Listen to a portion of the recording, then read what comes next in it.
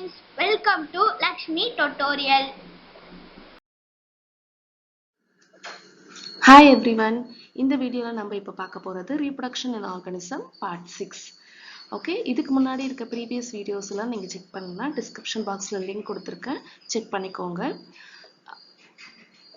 மறக்காம லக்ஷ்மி டுட்டோரியலுக்கு சப்ஸ்கிரைப் பண்ணிக்கோங்க. இப்போ வீடியோக்குள்ள போகலாம்.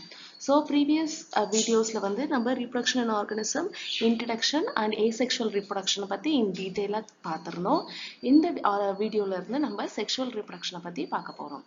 ஸோ sexual reproduction என்ன, types of breeders and types of cycle, என்ன types of cycle வந்து female இருக்கு, அந்த மாதிரி இந்த வீடியோல நம்ம செக் பண்ணிக்கலாம். So first sexual reproduction. Sexual reproduction involves the formation of male and female gamete in their same individual or two individuals. So, sexual reproduction first step வந்து formation of gametes. Okay, formation of gametes, male gamete and female gamete. So male gamete or female gamete form ஆகுறதுல first step in sexual reproduction. So இந்த male gamete or female gamete same flowerலயே இருக்கலாம், same individualலயே இருக்கலாம். Like plantsல ஒரே flowerல வந்து androecium gynoecium இருக்கும். Or two different individuals இருக்கலாம், like human beings, female தனியா male தனியா இருக்காங்க, ரெண்டு பேருக்குமே வந்து தனித்தனியா gametes produce ஆகும். So first step involves formation of gametes. So second step, this gametes fuse to form a zygote. So இந்த ரெண்டு gameteமே fuse ஆகி they form zygote, which develops into a new individual. இந்த zygote தான் வந்து ஒரு new individual develop ஆகும். So ஒரு new baby embryo develop ஆகும். Offsprings are not identical to each other or to the parents. So இங்க produce ஆகுற offspring, sexual reproduction மூலமா produce ஆகுற offspring எல்லாமே they are not identical, they are not genetically identical. So far asexual reproductionல நம்ம பார்த்தது எல்லாமே எல்லா typesமே they are genetically identical னு பார்த்தோம். Because asexual reproduction happen with help of one parent, ஒரே ஒரு parent மூலமா தான் asexual reproduction நடக்கும். But sexual reproduction அப்படி இல்லை. So from the male gamete female gamete fuse ஆகி ஒரு new organism produce ஆக போகுது.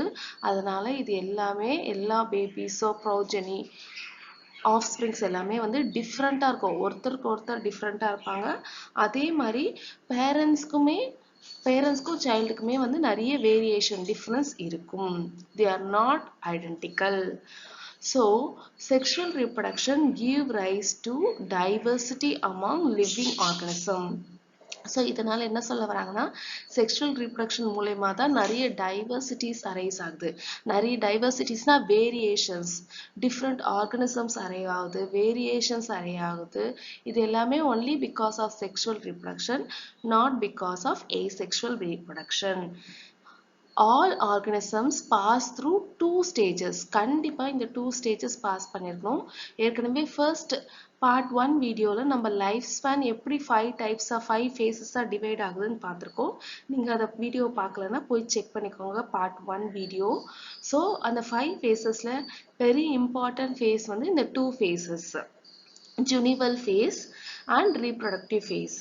So junival phase வந்து it's a period of growth. எங்க வந்து reproductive phase வந்து இந்த ஆர்கனிசம் வந்து ரெடி ஆகுது, ஜஸ்ட் கெட்டிங் மெச்சூரிட்டி எல்லாமே ரெடி ஆகுது. ஜுனிவல் ஃபேஸ் வந்து growth phase சொல்லுவாங்க. It's also called as vegetative phase in plants. It is a non-reproductive phase. எந்த ஒரு reproductionமே இந்த junival phaseல நடக்காது. But reproductive phase, after maturity of the organism, the next phase is reproductive phase. இந்த reproductive phaseல தான் வந்து the organism வந்து mature ஆகும். அதுல தான் reproduction நடக்கும். So next பார்க்க போறது types of breeders. So எப்படி வந்து இந்த reproduction நடக்குது? Two types of breeders or reproduction takes place. So first type வந்து seasonal breeders சொல்வாங்க. Second type வந்து continuous breeders சொல்வாங்க. So seasonal breeders from the name நீங்க identify பண்ணிக்கலாம். Only particular seasonல மட்டும்தான் அவங்க இந்த organisms வந்து reproduce ஆகும்.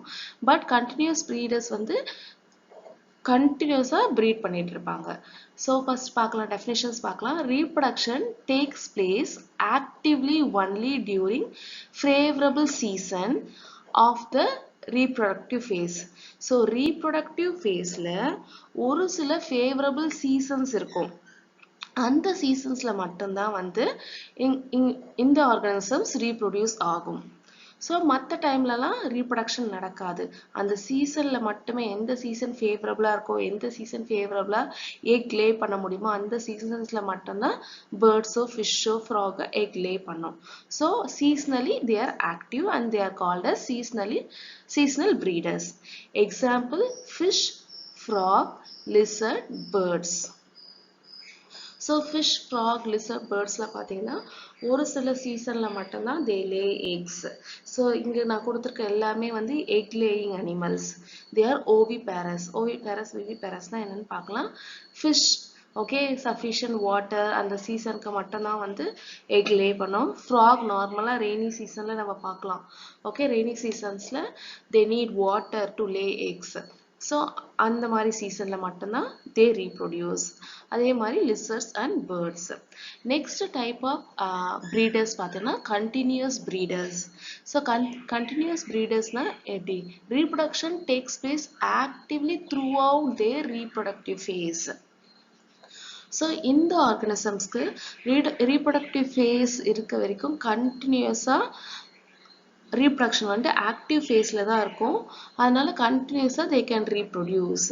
So reproductive phase ஃபுல்லாவே they can just breed. Reproduction நடக்கும். And example வந்து all mammals. So like dog, cat, human beings, all mammals are example for continuous reproduction. There is no particular season. ஒரு தனியா season எதுவுமே இல்லை. Next we are going to see about types of cycles.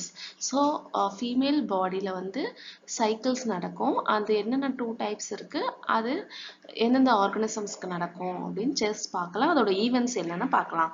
So first type of cycle வந்து osteorous cycle, second வந்து menstrual cycle. So first type osteorous cycle occurs in non-primate. அப்படின்னா இந்த organism they are non-primate. The organism will have very simple brain. Brain வந்து small-ஆவும் இருக்கும், simple-ஆ இருக்கும். Okay, next we are going to see about interval. என்ன interval இருக்கும் இந்த ஒரு சைக்கிளுக்கும் இன்னொரு சைக்கிளுக்கும்? Interval between two cycle, few months to over a year. So ஒரு சைக்கிளுக்கு இன்னொரு சைக்கிளுக்கும் இந்த ஆர்கனிசம்ஸ்க்கு ஒரு சில மந்த் இல்லைன்னா இயர் கூட டிஃபரன்ஸ் இருக்கும், ஒரு இயர் கூட இருக்கும். ஸோ இந்த இயர் ஒரு சைக்கிள் வந்ததுன்னா இதோட நெக்ஸ்ட் இயர் மட்டும்தான் அந்த சைக்கிள் நடக்கும் ஒரு சில ஆர்கனிசம்ஸ்க்கு. அப்படி இல்லைன்னா கொஞ்சம் கேப், பெரிய கேப்பா இருக்கும். Next, females are sexually active during oestrus phase, referred as in-eat. So இந்த organisms எல்லாமே oestrus circles undergo பண்ற இந்த organisms எல்லாமே எல்லா females-க்கும் they are sexually active. So sexually they are active only during the oestrus phase. இந்த phase நடக்கும்போது மட்டும்தான், இந்த cycle நடக்கும்போது மட்டும்தான் they are sexually active. So அதை வந்து என்ன ரெஃபர் பண்றாங்கன்னா in-eat. அப்படின்னா என்னன்னா the females are capable of producing the offspring ன்னு அர்த்தம். Next, reobserve endometrium. So endometrium னா என்னன்னா first endometrium you can see in the uterus, ஒரு mucus lining. So இந்த mucus lining வந்து female reproductive organல uterusல இருக்கும். So what is the function னா the endometrium வந்து they are very thick. So during zygote formationல இது ரொம்ப திக்கா இருக்கும். இந்த thick டிஷ்யூவை வந்து ரீஅப்சர்வ் பண்ணிக்கும், திரும்ப பாடியே வந்து அந்த ஃபீமேல் பாடியை ரீஅப்சர்வ் பண்ணிக்கும். இந்த எண்டோமெட்ரியம்ல தான் போய் அந்த ஜைகோட் வந்து அட்டாச் ஆகும். ஜைகோட் போய் அங்கே அட்டாச் ஆன உடனே தான் என்ன ஆகும்னா பேபி வந்து அட்டாச் ஆயிருக்கும் மதர் பாடியில. ஸோ இந்த எண்டோமெட்ரியம் வந்து ஃபர்டிலைசேஷன் நடக்கவே இல்லை. ஸோ ஃபர்டிலைசேஷன் நடக்காம போது இந்த எண்டோமெட்ரியம் வந்து திரும்ப ரீஅப்சர்வ் ஆயிக்கும். ஸோ அதனால இந்த ஆர்கனிசம்ஸ்க்கு no blood loss. So blood loss நடக்கவே நடக்காது. ஃபீமேல் பாடியிலேருந்து பிளட் லூஸ் ஆகாது. Because they are observing endometrium. endometrium வந்து வேஸ்ட் ஆகாம திரும்ப பாடியை ரீஅப்சர்வ் பண்ணிக்குது. ஸோ திஸ் ஆஸ்ட்ரஸ் சைக்கிள் வந்து is continuous till death. So there is no phase, எதுவும் ஸ்டாப் ஆகாது. இது till அந்த ஆர்கனிசம் ஃபீமேல் ஆர்கனிசம் டை ஆகிற வரைக்குமே they will be having the cycle regularly, like few months கேப்ல இருந்து over a year கேப் வரைக்கும் ரெகுலரா cycle இருக்கும். and throughout their lifespan they can reproduce a new individual. Example, cow, sheep, rat, deer, dog, tigers. so இது எல்லாமே example for ostrich cycle. so next cycle பார்க்கிறது menstrual cycle. it occurs in primate na they have complex or large brain.